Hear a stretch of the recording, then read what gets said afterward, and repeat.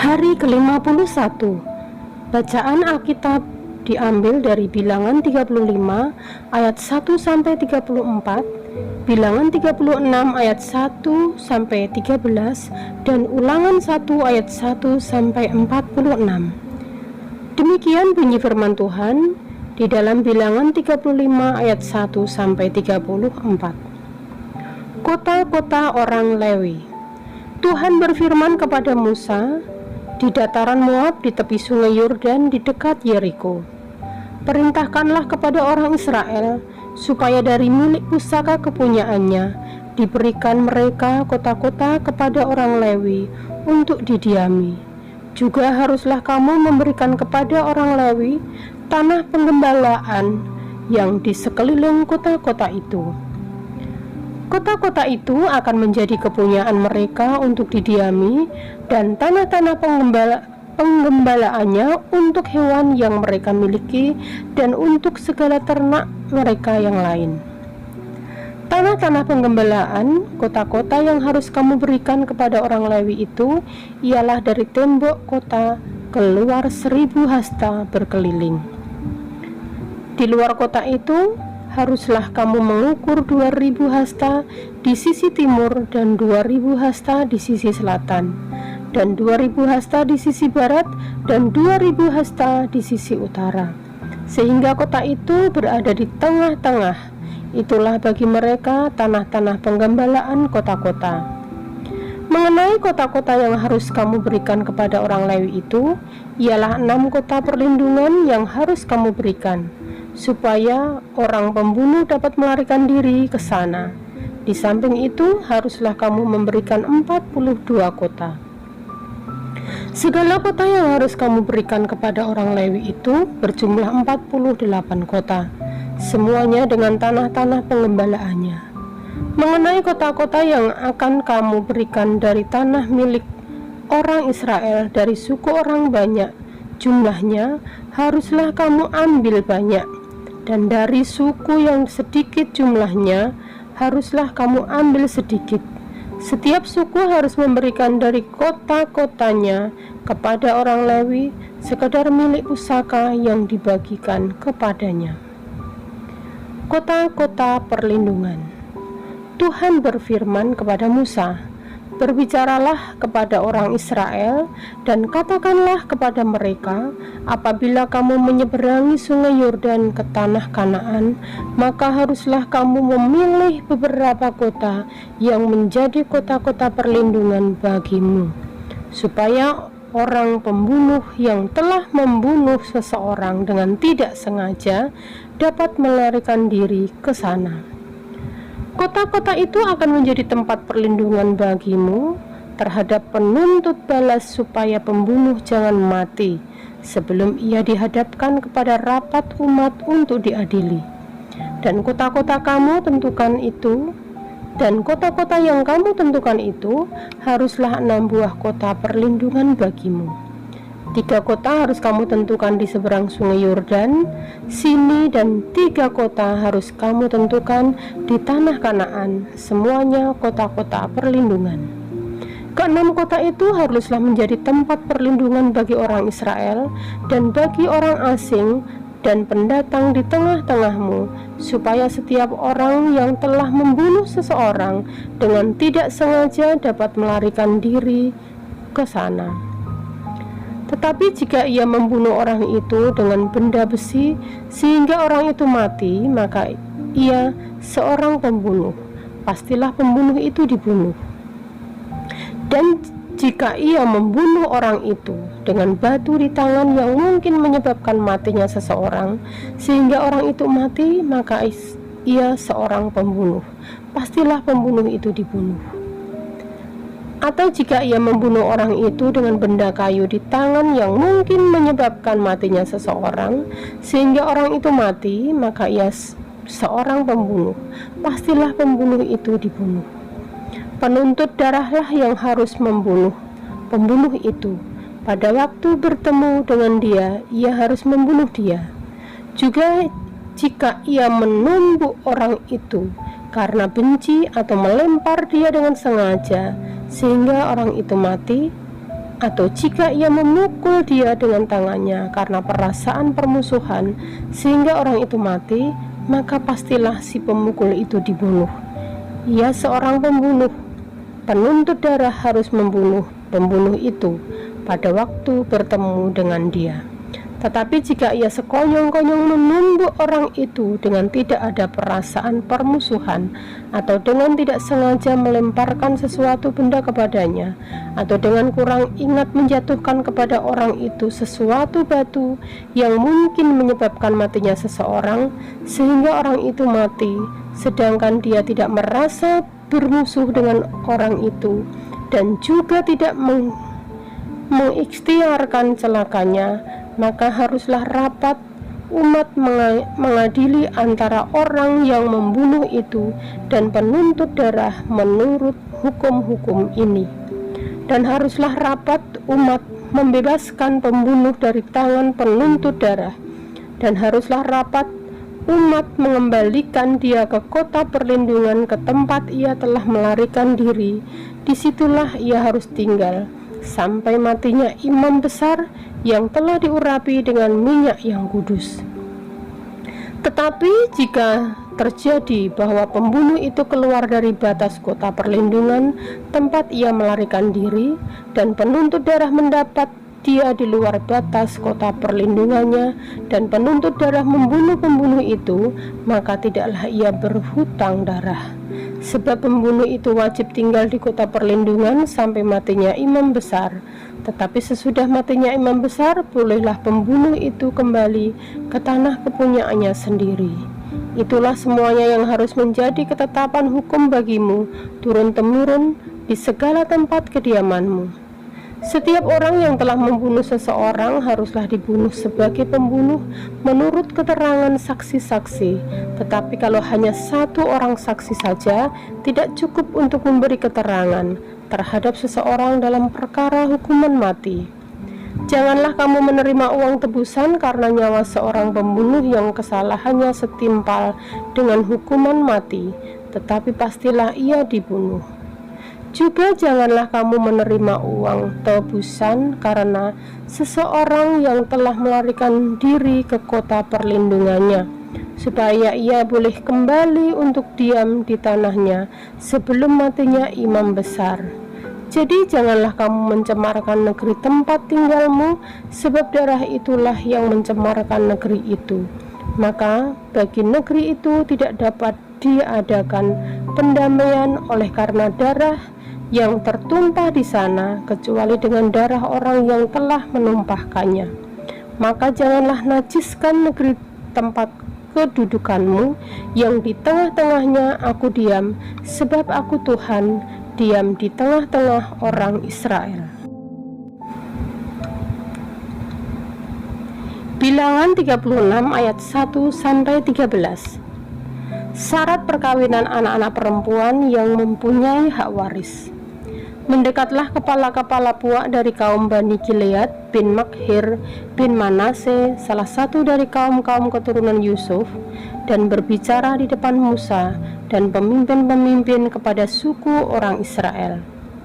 Kata mereka, Tuhan telah memerintahkan tuanku untuk memberikan tanah itu kepada orang Israel sebagai milik pusaka dengan membuang undi, dan oleh Tuhan telah diperintahkan kepada tuanku untuk memberikan milik pusaka Selafehat saudara kami kepada anak-anak yang perempuan.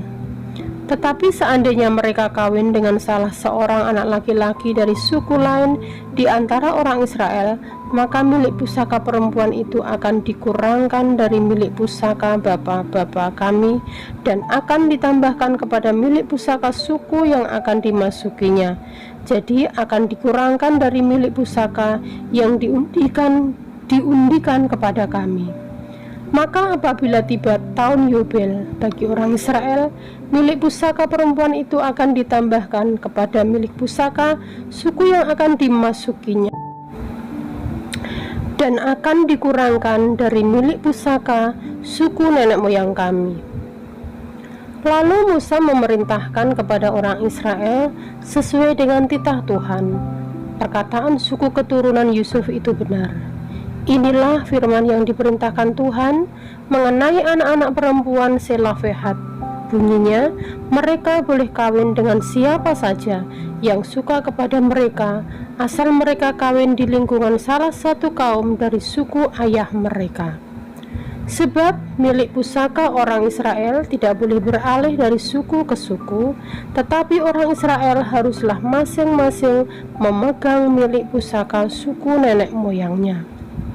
Jadi setiap anak perempuan di antara suku-suku orang Israel yang telah mewarisi milik pusaka haruslah kawin dengan seorang dari salah satu kaum yang termasuk suku ayahnya, supaya setiap orang Israel mewarisi milik pusaka nenek moyangnya.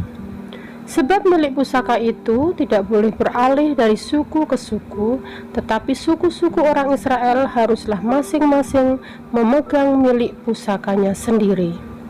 Seperti yang telah diperintahkan Tuhan kepada Musa, demikianlah diperbuat anak-anak perempuan Selofehad.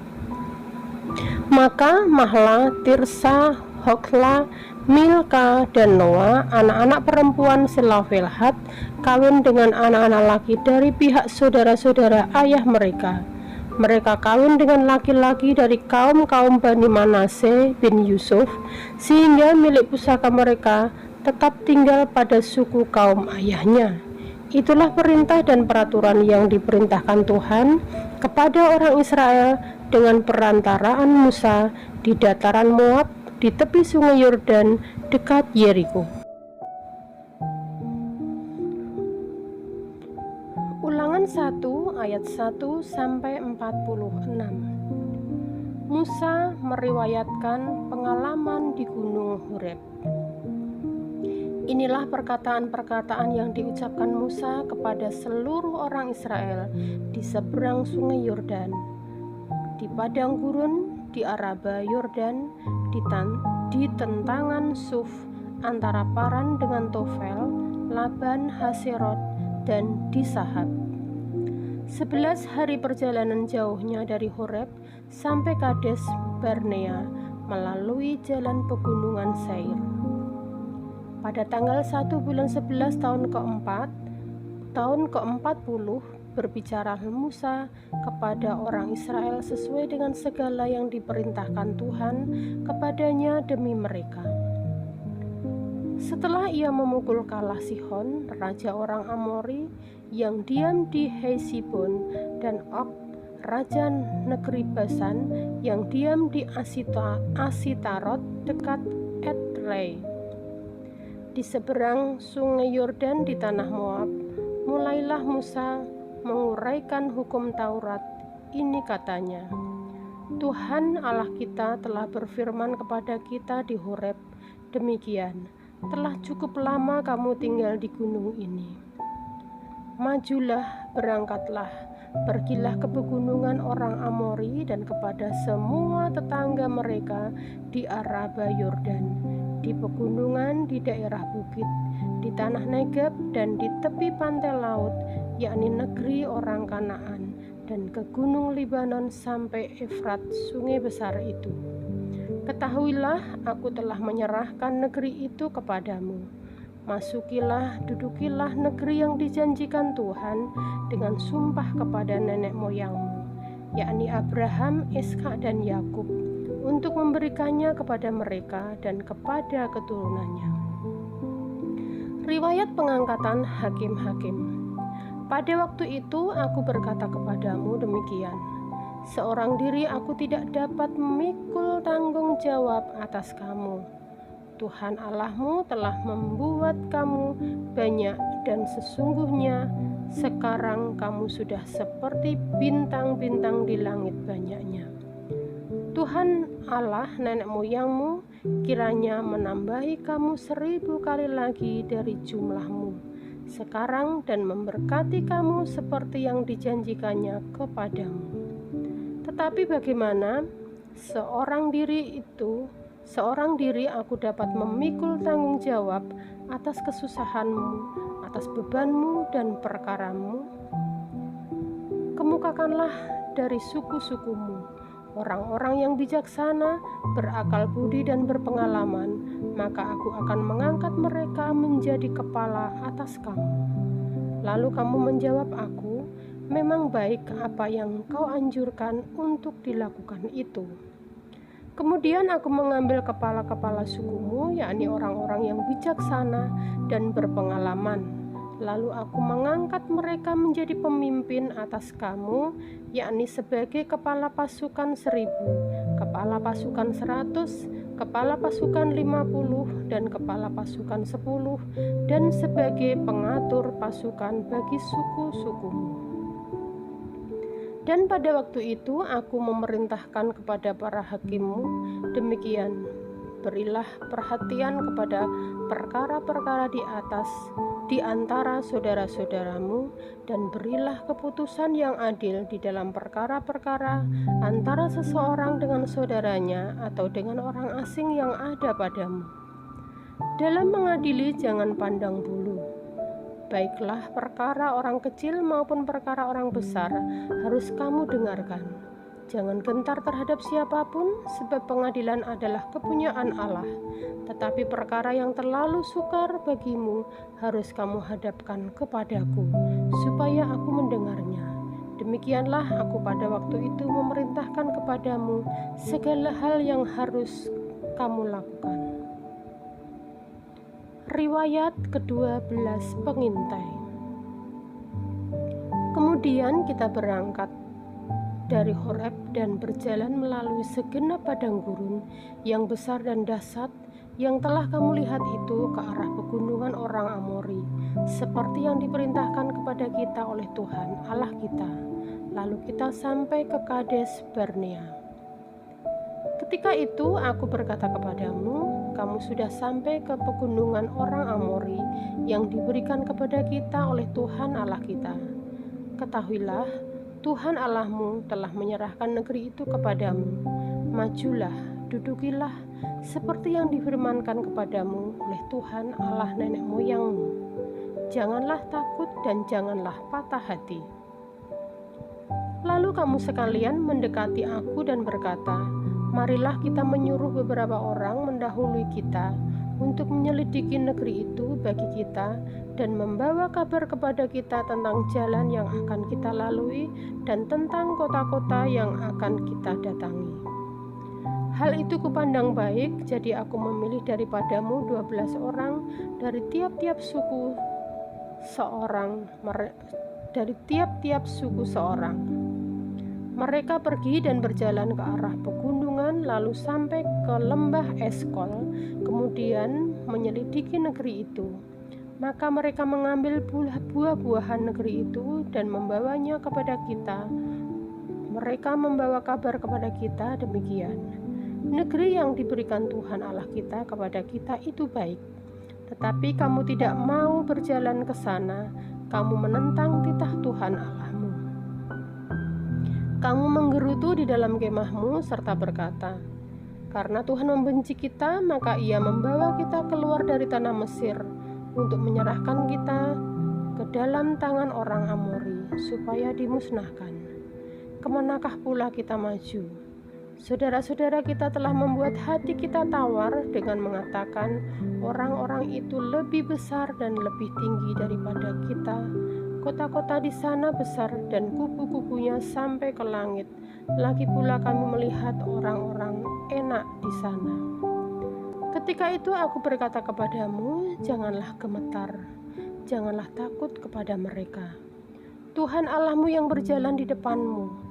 Dialah yang akan berperang untukmu, sama seperti yang dilakukannya bagimu di Mesir di depan matamu. Dan di padang gurun di mana engkau melihat bahwa Tuhan Allahmu mendukung engkau seperti seseorang mendukung anaknya sepanjang jalan yang kamu tempuh sampai kamu tiba di tempat ini. Tetapi walaupun demikian, kamu tidak percaya kepada Tuhan Allahmu yang berjalan di depanmu di perjalanan untuk mencari tempat bagimu di mana kamu dapat berkemah dengan api pada waktu malam dan dengan awan pada waktu siang, untuk memperlihatkan kepadamu jalan yang harus kamu tempuh. Riwayat hukuman atas Israel. Ketika Tuhan mendengar gerutumu itu, ia menjadi murka dan bersumpah, tidak seorang pun dari orang-orang ini, angkatan yang jahat ini, akan melihat negeri yang baik yang dengan sumpah kujanjikan untuk memberikannya kepada nenek moyangmu. Kecuali Kaleb bin Yefune, dialah yang akan melihat negeri itu, dan kepadanya dan kepada anak-anaknya akan kuberikan negeri yang diinjaknya itu, karena dengan sepenuh hati ia mengikuti Tuhan. Juga kepadaku Tuhan murka oleh karena kamu, dan ia berfirman juga, engkau tidak akan masuk ke sana. Yosua bin Nun pelayanmu, dialah yang akan masuk ke sana. Berilah kepadanya semangat, sebab dialah yang akan memimpin orang Israel sampai mereka memiliki negeri itu. Dan anak-anakmu yang kecil yang kamu katakan akan menjadi rampasan, dan anak-anakmu yang sekarang ini yang belum mengetahui tentang yang baik dan yang jahat, merekalah yang akan masuk ke sana, dan kepada merekalah aku akan memberikannya, dan merekalah yang akan memilikinya. Tetapi kamu ini baiklah, berangkatlah ke padang gurun, ke arah laut Teberau. Riwayat kegagalan serangan ke bagian selatan. Lalu kamu menjawab katamu kepadaku, kami berbuat dosa kepada Tuhan, kami mau maju berperang menurut segala yang diperintahkan kepada kami oleh Tuhan Allah kita. Dan setiap orang daripadamu menyandang senjata perangnya, sebab kamu menganggap mudah untuk berjalan maju ke arah pegunungan.